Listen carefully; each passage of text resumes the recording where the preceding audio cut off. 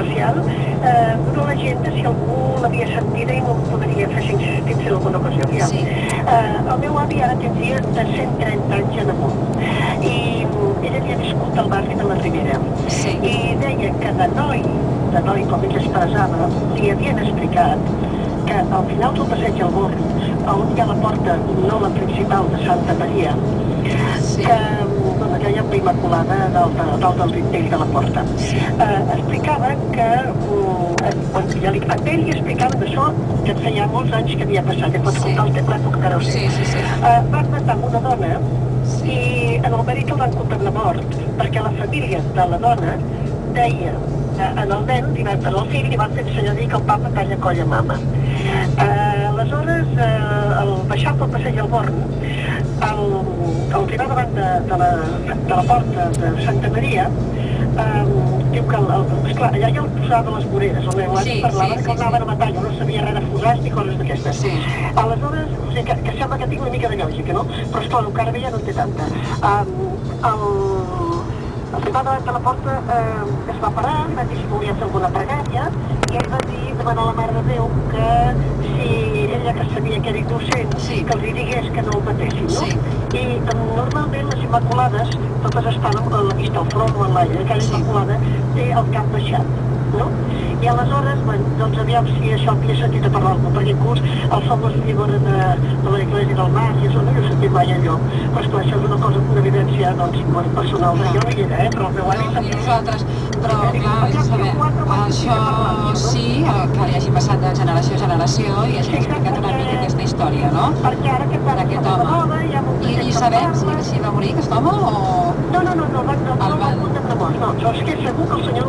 Llavors es va saber que la família de l'esposa de la noia morta havien, doncs... Havien manipulat la informació. Condicionat o manipulat el nen.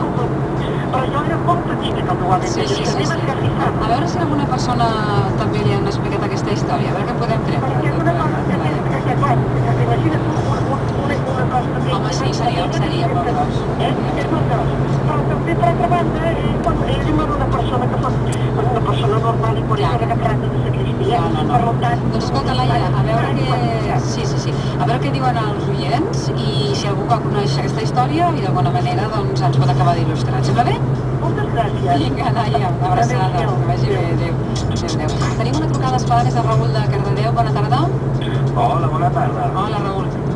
Doncs mira, la meva petició era que, bueno, jo formo part d'un agrupament escolta, som una entitat sense ànim de lucre, que fem, bueno, un tema en el lleure, d'acord?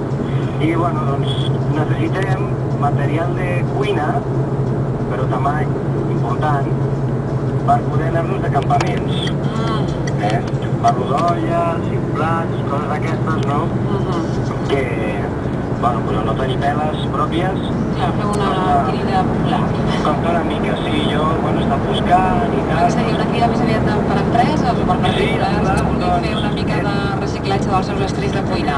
Exacte, doncs posar-me en contacte amb empreses, per exemple, que catering, fer així, que canvien de material. Tot aquest material ens podria interessar a nosaltres. D'alguna manera doncs arribem a algun acord o alguna cosa. Sí, alguna empresa que gestioni canvis de material, per exemple, coses d'aquestes. Molt bé. Raül, vols donar-nos un telèfon per antena o t'estimes més que si truca algú li donem nosaltres per antena?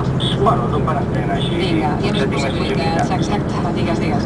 Mira, és el 606 23 01 56. Tant de bo, Raül, trobéssim algú que escoltés el programa ara mateix que us pogués donar un cop de mà. Magnífic, seria. Vinga, clar que sí. Gràcies. Ànims, que vagi bé. Adéu. 3:04 de la tarda i tenim